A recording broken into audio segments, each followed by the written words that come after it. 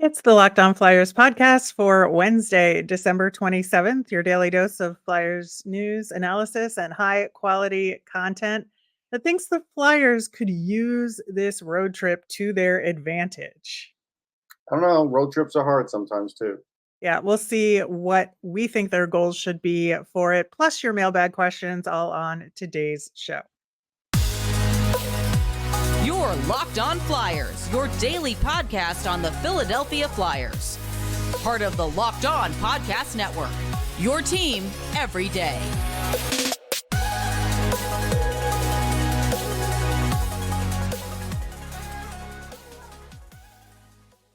Hey there, and thanks for making Locked On Flyers your first listen every day. I am Rachel Donner. You can find me on the app formerly known as Twitter at rmiriam. I'm here as always with Russ Cohen, who's on all your favorite social media apps at Sportsology. We are at Locked On Flyers on Instagram, Threads, Blue Sky, and Twitter as well. Today's episode is brought to you by FanDuel. Make every moment more. Right now, new customers get $150 in bonus bets with any winning $5 money line bet. That's $150 if your team wins. Visit fanduel.com/lockedon to get started. You can find us over on YouTube or on the SiriusXM app or anywhere you get your podcasts. Subscribe to get our latest episode as soon as it's available here on the Locked On Podcast Network, your team every day. Obviously, with the holiday and the Flyers not playing until Thursday, a lot of other teams start up again tonight. They didn't even have to travel yet, I think, to be back. So, not a lot of stuff coming out from the Flyers. There was a small inkling that maybe things were changing over in Russia, and that guys wouldn't be able to be allowed to leave at all at some point. But I don't know. Just these things just say up in the air for so many reasons, and you can't really predict how things are going to be 6 months from now, let alone 3 or 4 years. Yeah, I mean, I do believe that Putin said what he said, and I do believe right now that guys aren't going to be able to leave. I believe that. Do I know how long he'll be in power? No, and you don't know when things like that will change. So this is like 3 years down the line that people are worried about. Like, stop worrying. Even if Kolosov gets held up another year, it's not going to affect your organization. Just leave it be. Things will eventually work out. People just jumping the gun. Oh, see, they should have gotten him. I told you they should have gotten him over. Yeah, well, maybe they tried. Maybe the Flyers tried and just couldn't do it. Maybe they tried to make an offer and they didn't accept it. We don't know about these things. So it's easy to just throw out there in the ether that, oh, yeah, I told you should have come over and whatever. You weren't going to get him anyhow. You knew that when you drafted him. Just leave it. Right, and Kolosov, of course, being Alexei Kolosov, who we talked about on the show recently, a goaltender, draft pick who we signed, but is on loan over in the KHL right now. Turning our attention toward the immediate future and not the distant future, we have this road trip coming up for Disney on Ice at the Wells Fargo Center. Happens every year. And so we always know it's coming. A We've lot of got the people go to Disney on Ice still. Honestly, I'm asking for I the don't greater know. good. I don't know. I think it's fun for the kids. I like going to figure skating shows, I mean, I but I don't don't even know know who anything. any big figure skaters are anymore. I used to know Scott Hamilton. I used to I couldn't even name you the big There's figure big skaters. That's just a matter of paying attention if it's a sport you like, but Disney on Ice is different because that's for the kids, and it's not the big name So figure they don't have skaters. any big names. It's all character driven. It's all character driven, I thought they yeah. still would have a big name with the characters, though. That being said, for the Flyers in that road trip that happens every year, there's some immediate things going on with the Flyers, and then there's some bigger picture issues going on in the overall cycle of the NHL season, which we talked about on yesterday's show a little bit. But in the immediate short term, why don't you just talk a little bit about what John Tortorella said after the last couple of games, and if there's anything we can read into that on what to expect on this road trip. And we didn't have really a Torts post game, against Detroit. It wasn't one of the released interviews that they did. It was all players. So it's kind of hard to tell from that. But he did talk a lot in the game against Nashville that they were lacking on the forecheck and that maybe they've swung too much in the scoring attempts on the rush direction when there isn't enough support there. And so they need to do a little bit more of the dump and chase and be active on the forecheck I and mean, we've be been saying that physical. all year, like literally all year. I'm glad Right, they're finally because saying it. yeah, and it's I do think it's understandable to a large degree because you had that dump and chase mentality for so long, and sometimes you have to swing the pendulum so far in the other direction in order to break the habit, and then you gotta find the happy medium, and I think this is where we're at, is that the instinct right now is to try and score on the rush, but you have to be able to recognize when there isn't the right support or you're gonna run into the a good defense on the other side that's just gonna stand you up at the blue line, right? Yeah, I think it has to be more player driven, like you said, and I do think Yeah. it has to be awareness driven in the sense that if you ever watch an NFL game, they'll always say, the quarterback's got to have like a clock in his head and know that if nothing's happening in 4 or 5 seconds, someone's going to go sack him and he's got to move or do something. I think the same thing could be said for defensemen that are pinching way too deep. That if nothing's happening after 3 or 4 seconds, you got to ease up because you got to know that maybe the puck's going to go the other way and you're Yeah. going to get caught flat-footed. And I think that's really been the crux of the problem for me that we've talked about. And I think that's something where, yeah, you've got to have a little bit of a clock in your head. Right, and, I think it dovetails with the Flyers' defensive strategy. If you wanna be that effective defensively and stand the other team up at your blue line or get them in the neutral zone, you can't be thinking rush and everybody forward all the time, Right. right? So it can affect you defensively as well, Yeah. and I think that's part of it too. Yeah, it's definitely part of it. And I think there were times in the game, like if they want to do that, early in the game because they feel like they could sting a team, that's fine. I think if it's a 1 goal game in the third period, you should never do it.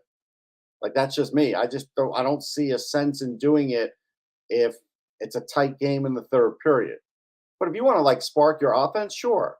Over you down 2 goals, I get it. But otherwise, don't see it. Yeah, so I do think they just again, I think this is part of a team progressing, right? Is because you start with a team that has a lot of things that aren't working, right? And so you start tackling them and you get to a point where now you're fine tuning some of it. And this is just a natural progression, I think, of getting better as a team, is that you're gonna make a mistake about going too far in one direction versus the other in terms of a strategy, and you figure out your right balance, you figure out how to instinctively know which strategy to use on a particular rush or against a particular team. And I think that's just where the Flyers are, and I think that's fine. I don't think it's something to get tremendously upset about. I think it's just fine tuning and making progress. Yeah, I think there's something to that. I think there's another thing though that I don't love that John does, and that's like pulling the goalie with like 2 minutes to go. Like I don't think the Flyers are strong enough 6-on-5 defensively to protect their own end enough. And I just think it's not a good strategy for this team. It's a good strategy for a veteran team that's got a load of skill guys out there and one really rock solid defenseman that can do it. But I don't think they have the personnel to do it. That's just me. And I wouldn't I would wait much longer. I don't like the early pull that he does. I think it depends on the team. Like you're right, it does work for a lot of teams, and it's worth it. The risk is worth it for a lot of teams, and yeah, it is interesting because the Flyers do have such a strong penalty kill, but they're because of their power play It's issues. Like different when when they're it's up, 6-on-5. It's like I Clark Kent know. and Superman. It's almost like on a penalty kill they're dressed like Superman, and on the power play they're dressed like Clark Kent. That's really the issue here. Well, I don't know about that, but it's an interesting theory. There is so much more to talk about with this topic, including that NHL season cycle Plus, like, we're going to dig into the opponents and what particular goals that we want to set for them coming up next. Buying tickets to your favorite events shouldn't be stressful. Game Time is the fast and easy way to buy tickets for all the sports, music, comedy, and theater near you. They've got killer deals on last minute tickets, and with their best price guarantee, you can stop stressing over tickets and start getting excited for all the fun you'll have. My favorite part of the Game Time app is that it's amazing about those last minute flash deals. Plus, they give you that all important view from your seat. Game Time has deals on tickets right up to the start of events and even up to an hour after it starts. It is the place to find your last minute tickets. Also, those tickets are sent directly to your phone, so you never have to dig through your email. Take the guesswork out of buying tickets with Game Time. Download the Game Time app, create an account, and use the code Locked On NHL for $20 off your first purchase. Terms apply. Again, create an account and redeem with the code Locked On NHL for $20 off. Download Game Time today. Last minute tickets, lowest price guaranteed. On tomorrow's show, we will have a preview of the first game of the Western road trip against the Vancouver Canucks. And they are the first of 4 opponents that we're looking at to start with on the West side of things of this road trip. So we have the Canucks, the Kraken, the Flames, and the Oilers coming up, which is an interesting mix of teams in terms of, how they look right now in the season, right? Yeah, I mean, I don't know if they're catching them at a good time or a bad time. It's hard to tell because everybody's coming back from the holiday break at the same time. You never know which teams are going to come back stronger or weaker than they should, right? So a lot of that has to do with coaching, not as much as about the players. I think a lot of it has to do with how the coach kind of gets the players prepared. So preparedness, I think, is a big deal. Yeah, I think so too. And the Flyers started off this season early against the Canucks and won. But the Canucks immediately turned it around, Yeah. and have had a really successful season, ever since then. It just seems like that game in particular was an anomaly for them, when you look at the bigger picture here. And, I think that, we'll dig into them more, but I would have, you know, even guessed or looking at last season inverted where the Canucks and Seattle would be this season, right? Yeah, it's interesting because I remember being in the locker room for Vancouver because I wanted to see how Quinn Hughes was going to deal with it, new captain, right? And he held it. He was great. He was just like, "Look, we got to do this better. We got to do that better. This isn't the way we should play," and didn't worry about it that much, but didn't dismiss it either. I think that's been good for the team, honestly. And so, yeah, I think that's a big deal there. What's interesting about them is their power play is like in the top 12 or 13, which you would expect. But the penalty kill is now very much improved for them at 77%. It's still not anywhere near the top, but it's improved for them. Yeah, and I think that's good. And I think that it'll be a good way for the Flyers to just get right back into it up against a tough team. And then Seattle has some interesting background to the game that the Flyers are playing up against them because it is their last game before the Winter Classic. And so there's a lot of buildup. They've got the Road to the Winter Classic documentary going on. There's going to be those last minute questions about what do they have to do to win the Winter Classic, and they've had mixed results. So there's a lot of pressure, I think, on the Kraken going into that game against the Flyers in particular. There'll be some pressure, but Dave Haxtell's pretty good at getting his team prepared in circumstances like that. He's coached a lot of big games in college. He's had to get teams prepared. I think he will get them prepared for this because I do think coming back from the break, he's not taking it easy on anybody. I think we know Dave Axtell. So I think they'll be ready. Whether they win or not, who knows? But I think Seattle will be ready. Yeah, and then Calgary to me has been just the definition of the mushy middle here. Yeah. They, are under 500. They have the same points total as the Kraken right now, playing one more game. And there's so many questions there, and there's so many people trying to figure out, okay, like what is going on here? What isn't like, why is this not working? It should be working. Well, I think a big thing is players aren't extending there, and the players like Hannafin and such that aren't extending, they're going to get traded. So right now they're kind of like riding it out. They might be playing as well as they can or say they are, but in the back of their mind, they know that they're going to get traded. Like they know they're not staying there. So I think it's a very difficult season for them. So I think they're vulnerable for sure. Yeah, I think that is definitely part of it.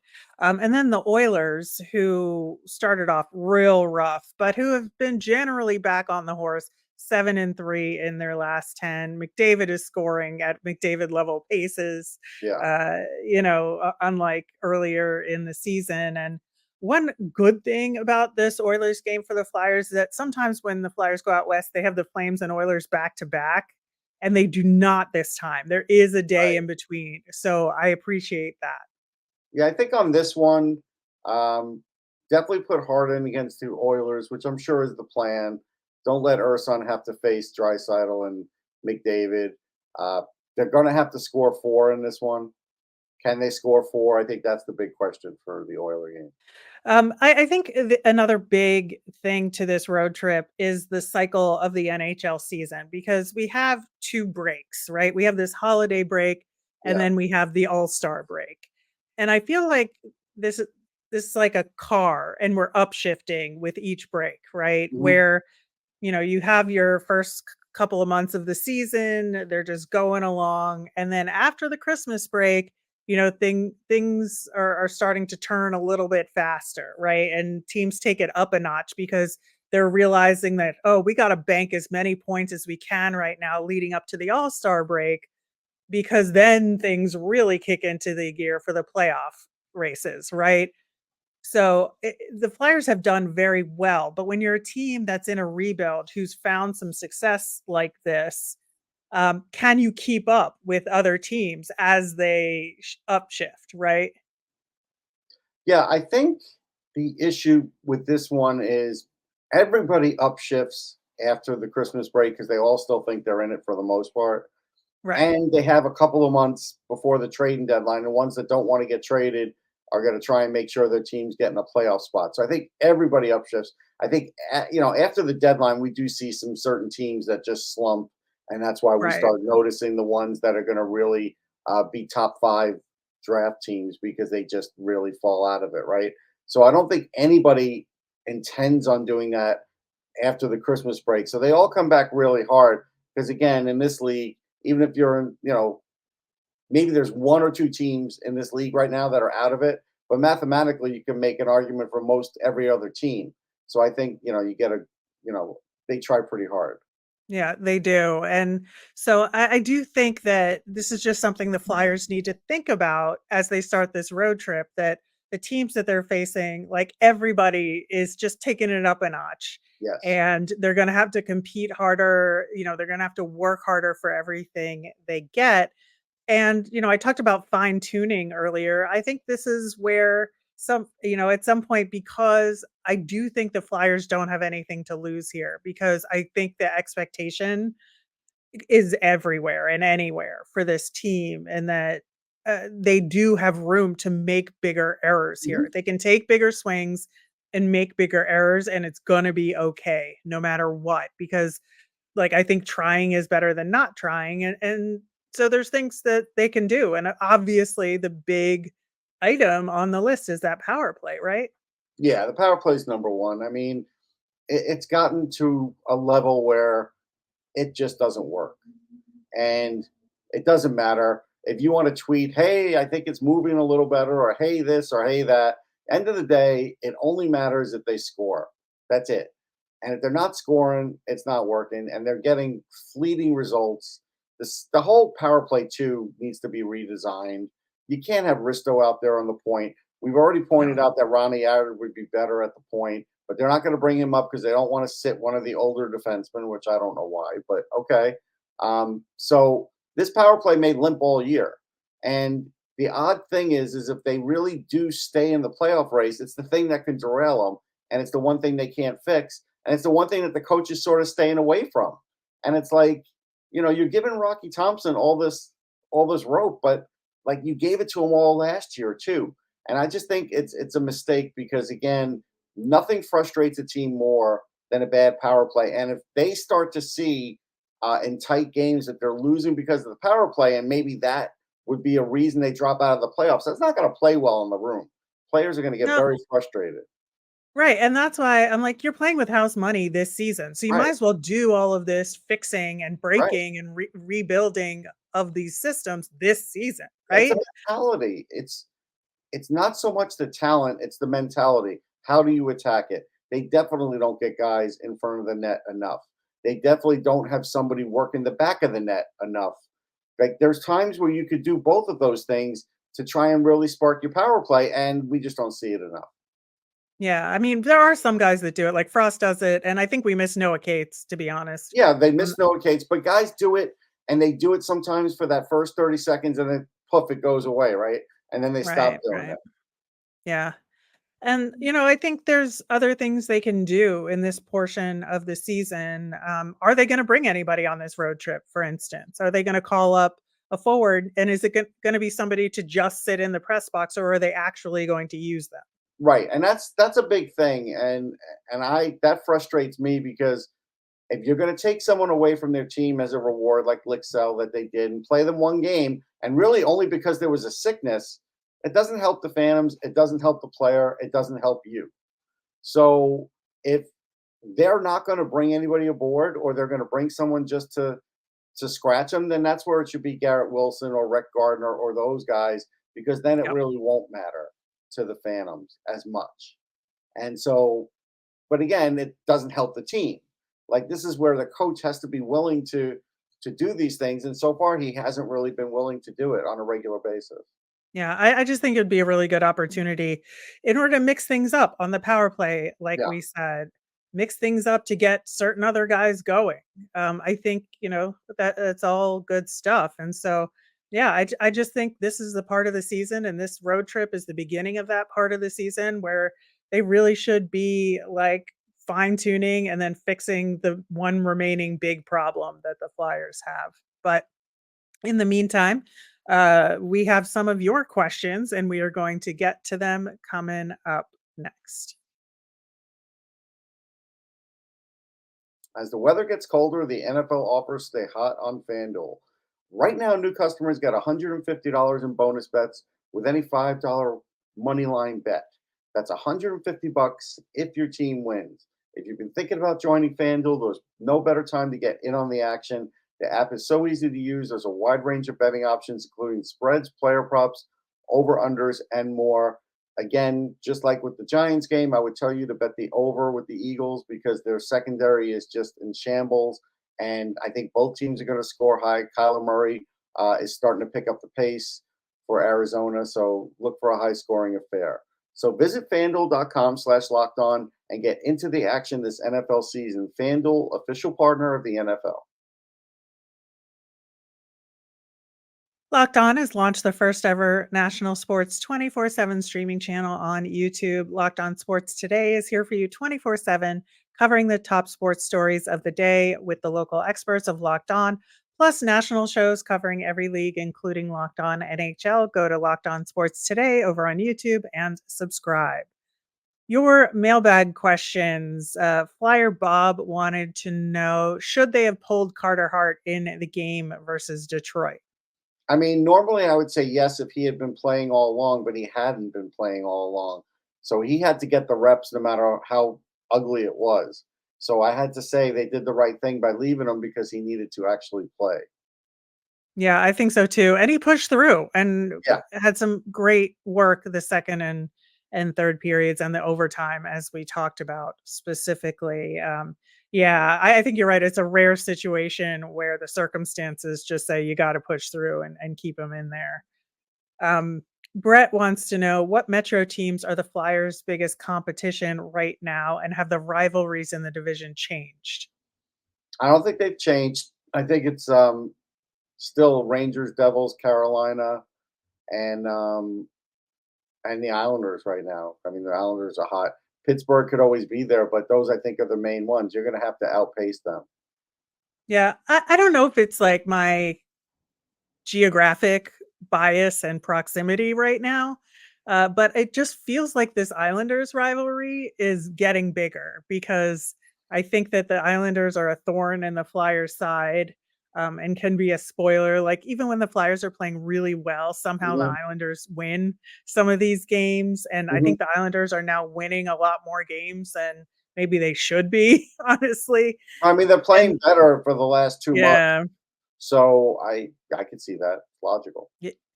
yeah, I mean, I don't know if it'll ever rise to anything kinda like, the Flyers Rangers or Flyers Pens or something like that, but I just feel like it is definitely a thorn that is getting bigger and more annoying as the Yeah, season progresses. Max wants to know, what is Travis Konecny's point total by the end of the season? 68. You're picking Jaromir Jagr's number just No, out of no, he had 61 last year and he got hurt. He's about as hot as he was last year. He usually misses a certain amount of games, so I think he'll miss fewer games. So I'm giving him a few more points. So that's where I'm going. Yeah, that is very specific. I was gonna say between 65 and 70, but, you are more precise than I, in this prediction game. Tyler has a really good question, actually related to the conversation we just had about goals for the road trip, um, asking, "You talked about trying to get Cam Atkinson going again. Is it worth mixing up lines and potentially other chemistry in order to do that?" I think a little bit. I think it's worth it because the upside of Cam is greater than the downside of maybe a little bit of disarray at the beginning of that. Because right now, yeah, 17 points. You need more. You need more. He's not even. He's right about a half a point a game, and he could be better than that. And I think to spark him is more important if you want to have a run here. Yeah, I think that's the question, right?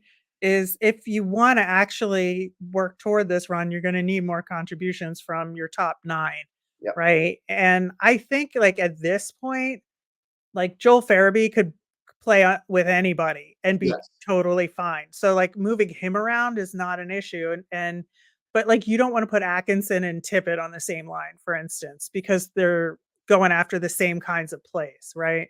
Right. But it's all over the board for him right now. Like he had 6 Yeah. shots against Washington, then the next game he had no shot, 2 shots. Then the next game no shots. Last game 1 shot. It's just all over the board. I don't think at this point, besides him struggling, that he's really comfortable with anybody. Right, right, and, uh, I don't know, like, maybe you move him up on the top line with Coots for a little bit just to give him some stability. Try. Yeah, like, that's where the harm to the other lines comes into play, I Right. think, but I also think those other guys can adjust a little bit better, They should be able to. and if it's temporary and they can move him back once he's gets going, that is another issue as well. So, I do think it's possible and it's worth considering. Yeah. Last question, Asfers, is the YouTube username. What Flyers prospects are in the World Juniors tournament? I know Bonk is on Team Canada, but I didn't know if there was anyone else. Well, I mean, Cutter Gauthier got a nice primary assist against Norway. Ciernak looked good. I don't know if he had any points in that first game. Just to be honest, I woke up in the third period and I haven't reviewed the video on that yet. But I will in the coming days. But I saw some nice highlights and he was skating well. And so I think those are your two that you have to look forward to, and they look good. They're key parts of the team. Yeah, of course, Cutter Gauthier on Team USA and Alex Ciernik on Team Slovakia, both Flyers prospects. So those are our 3 in the tournament, Yeah, with Oliver Bonk on including Team Bogdan Canada. too. And just if you want my opinion on it, he looked really good, smooth. He you're not going to notice him a lot of games because he's not going to put up a lot of points. But he is the kind of guy, if you don't notice him and you just see him carrying the puck once in a while and they mention his name, then he's doing a good job. Right. Well, that is a good transition to the end of our show, as World Juniors will be part of tomorrow's episode, where we'll get a little more in depth in the World Juniors results so far and how those Flyers prospects are doing. We will be previewing Flyers versus Canucks as well. As a reminder, we always want to hear from you. So if you've got mailbag questions you want us to answer on the show, you can send them to us via Twitter at Locked On Flyers. You can email us at lockedonflyers@gmail.com or comment over on YouTube. I am Rachel. I'm on Twitter at rmiriam. That's RMIRIAM. I'm Russ. I'm at Sportsology, SPORTSOLOGY. Have a great day.